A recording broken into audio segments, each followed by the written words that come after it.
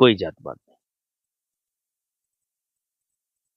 जिस समय क्षत्रिय विधायकों ने बैठक की थी, उस समय मैंने कहा था कि बैठक जो उन लोगों ने किया अच्छा काम किया, लेकिन मैंने कहा था कि उसमें और लोग भी होते तो कोई और अच्छा होता। और ये ब्राह्मण समाज के कुछ विधायकों ने बैठक की, अच्छी संख्या रही। इसमें मैं कुछ गलत नहीं देख रहा हूँ। मैं जो लोग देखते होंगे, देखिए जाकी रही भावना जैसी, हरि मूरत देखी तिन तैसी। तो 4 क्षत्रिय मिल जाएँ या 4 ब्राह्मण मिल जाएँ, 50 लोग बैठ जाएँ, आपस में हाल-चाल करें, चर्चा करें, इसमें मैं कुछ नहीं देख रहा हूँ, कुछ गलत मैं नहीं देख रहा हूँ। सवाल बैठक का है, तो मैं बैठक में जो ब्राह्मण समाज के विधायकों ने बैठक किया है, मैं उसका स्वागत करता हूँ और मैं कुछ गलत नहीं इसमें देख रहा हूँ। जो गलत देख रहा हो, मैं कुछ गलत नहीं देख रहा हूँ। अब देखिए, अब चर्चा उठ रही है कि नहीं उठ रही है, इससे मेरा कोई संबंध नहीं है। यह राजनीतिक मुद्दा नहीं है। लेकिन ये गन्ने के खेत की पराली और धान के खेत की पराली, इस बात की जिम्मेदार है। और इधर मेरी कई यात्रा हुई, बिहार के अंदर भी मेरा जाना हुआ, यूपी के अंदर मेरा जाना हुआ, तो मैंने जो दशा देखी कि जिस तरीके से पराली जलाई जा रही है, मुझे बहुत दुःख हुआ। और फिर मैंने पता किया कि इस पर कानून है कोई कि नहीं है। तो सब कानून है, सेंट्रल गवर्नमेंट का कानून है, प्रदेश सरकार का कानून है। सब जिम्मेदारी डीएम की है। लेखपाल तक ये जिम्मेदारी बढ़ते-बढ़ते आई है।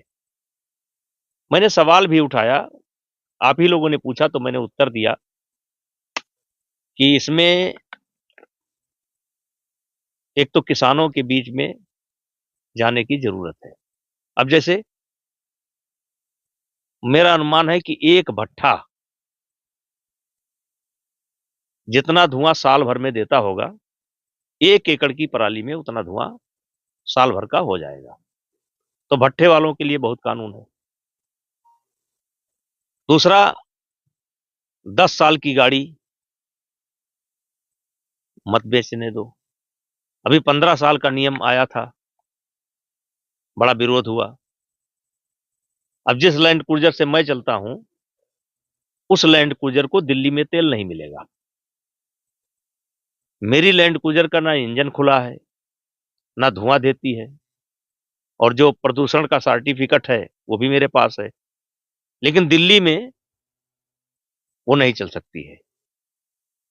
तो मैं आपके माध्यम से सरकार का ध्यान और जो ज़िम्मेदार लोग हैं, उनका ध्यान इस बात पर खींचना चाहता हूँ कि पराली पर किसानों को समझाने की ज़रूरत है।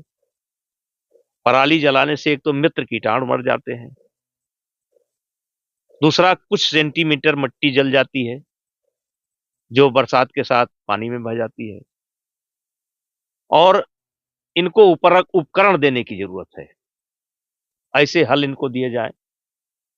अब आ गया है टेक्निक, ऐसा नहीं कि हल है नहीं, लेकिन इस पर सब्सिडी की जाए और इसका लाभ क्या है, ये किसानों को समझाया जाए। और फिर भी कोई नहीं मानता है, तो सज़ा दी जाए, जो भी नियम है।